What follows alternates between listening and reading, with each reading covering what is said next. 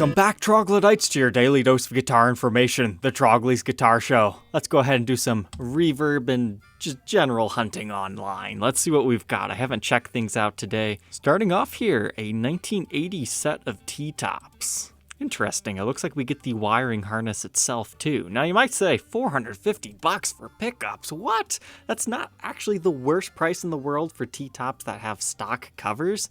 However, these don't look like stock covers. It looks like somebody has put them on. Check your date stamps. Those are definitely close enough to be a set. I mean, there's not necessarily matched sets of these, but they probably came out of the same guitar. It's my guess, just looking off of this, that this came out of like a Les Paul. And yep, that's exactly what it was. Okay, and he's saying that they started stuttering. I would assume that has something to do with the pots more so than the pickups themselves. However, if he can't guarantee that they work, I mean, those are non-original covers, that's too much for, not even knowing if they function. He doesn't even have ohm readings on them or anything. Here's kind of an interesting combination. Mini humbucker, a Seymour Duncan with a P90. That thing started life as dual P90, but mini humbuckers do fit directly in P90 routes. It gives you options if you want to try something else. Whoa, $1,500. Standard plus top 2016, so it's going to have some sort of ultra weight relief. I think these, are they ultra modern? I'm not sure. After 2008, I pretty much stopped paying attention to Les Paul standards because they're just so different as compared to what a standard should be. Potentially locking tuners, 2016 made, a little bit of a ding right there. It's got some decent figuring in the wood grain. Man, $1,500 is a steal. I guess he wants $100 shipping, but yeah, if this is still available when this video comes out, that's a pretty good deal if you want one that's spec'd out like this. Let's check these pickups out real quick. $159, that's not too bad, but they're probably just what, regular Gibson USAs? Yep. It's always a good idea to check just in case somebody's selling T-tops or Shaws really cheaply. Because sometimes it can be hard to identify pickups if you're not really in depth with all the information and know all the guitars and all the different variations anyways. Yeah, there's just a lot of pickups. That's not too bad for burstbuckers. I don't think that's too bad of a price for a Trini Lopez. Kind of like a 335 with the diamond F-holes. You get the Firebird headstock, you get the special little inlays. They're pretty cool guitars. I don't know if these would be quite as popular as they are today if it wasn't for Dave Grohl though. But unfortunately, we just recently lost Trini, but his legacy lives on through his signature guitar. Now that's a good deal on a Tony Iommi. These pickups are pretty hard to find. I remember I first found out about these because I was trying to restore old L5S and it was the only Gibson pickup that I could find that had no pull pieces on the top. Man, people are going crazy on these custom lights. I think Gibson needs to put them back into production if people are actually going to seriously consider paying anywhere near this much. I mean, they look like Les Paul customs, right? But they're not. These were made at the Gibson USA plant. They're thinner than a regular Les Paul, but they've got the general look of a custom shop. They don't have the same feel, but they are very good guitars. 2013 and 2016 are the most desirable years because of the headstock veneer. All the other ones had like the crowns, and the flower pot one's pretty cool too. But there are lights still in production. I think they're AMS exclusives.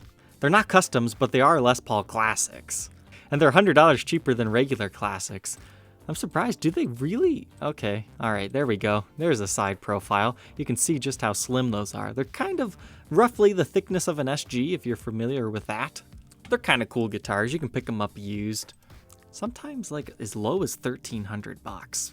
Yeah, here's one for $14. That's probably your best bet as long as there's nothing wrong with that one if you're looking for one at a deal. But here's something I didn't know existed.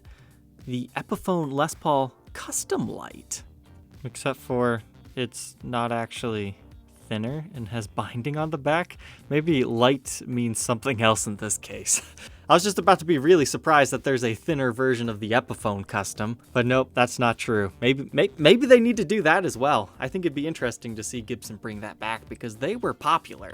They weren't popular at first because people were a little bit skeptical, but they definitely have a following.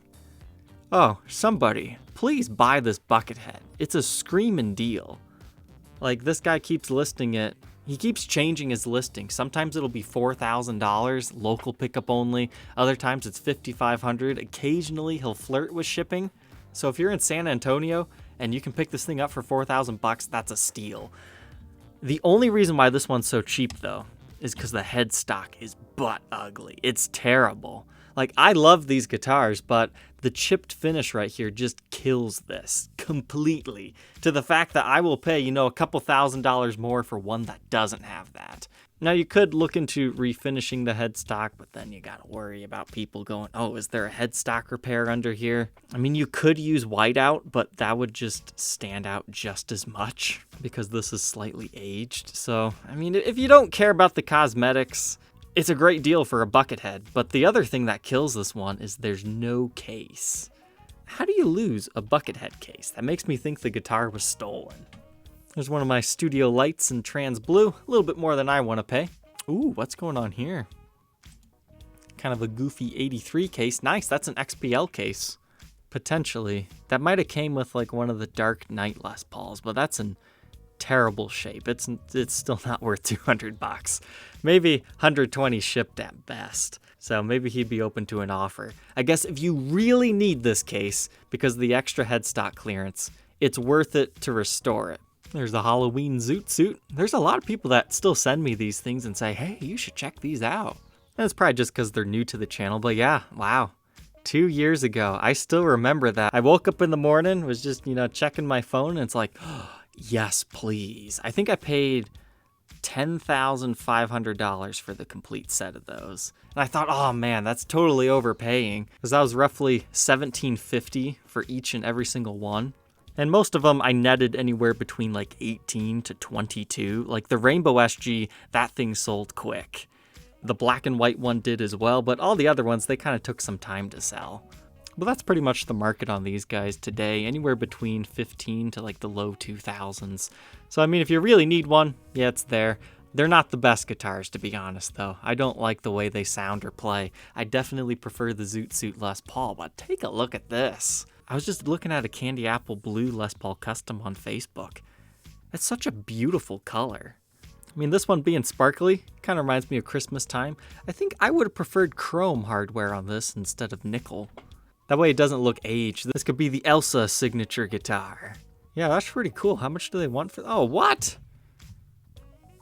A boring brown back. Why would you want that? I mean, it's nice. It's got good wood grain.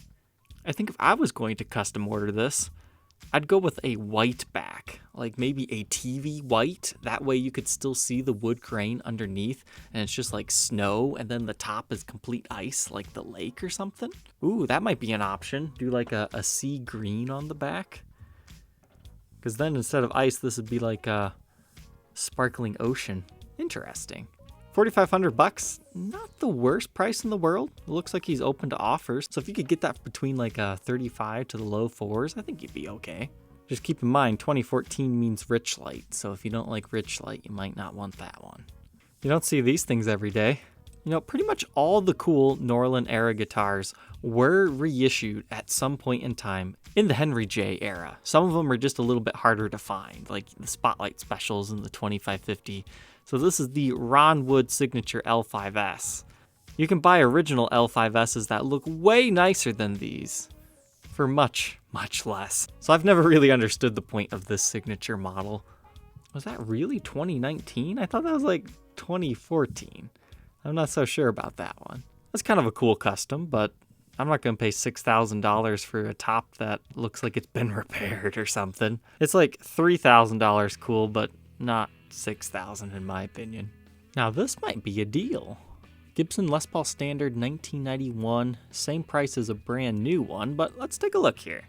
But it does have the Nashville style bridge, and the reason why I wanted to take a look at this is because sometimes people will list the Prehistorics, not realizing that, it's a step above a regular Les Paul Standard. So this one, I mean, he's got it priced about right. It's got nice wood grain. It appears to be in pretty good shape. If you're buying a Les Paul Standard, you really do want one from the early 2000s, early 90s, or one of the brand new ones. I mean, the original collection truly is just that good. Speaking of the original collection, if you're interested in the prototypes, I'm just about out of them now. I've sold most of the Les Pauls. We've just got these 5 left. I've got somebody talking about buying another one. I'm open to offers on all of them except for the iced tea. That one I'm going to hold on to if nobody wants it for $55. But these have been selling, and once they're gone, they're gone. I hate that I had to split up the collection, but, you know, some people, they don't want to buy that many guitars. Oh, and that Adam Jones that I unboxed, that got scratched somehow. My buyer for that one, he had me source him a different one because he didn't want the scratches. I understand. If anybody's in the market for one of those, private sale with a bank wire, I'll take $10,000 on it. Seeing as I just had to pay $12,000 for the replacement one, yeah, that's a pretty good deal for one of those in the secondary market. But I think that's a good place to call it for today. Thank you, Troglodytes, for tuning in today. Don't forget to like, comment, and subscribe, and we will catch you tomorrow on the next episode. Take care.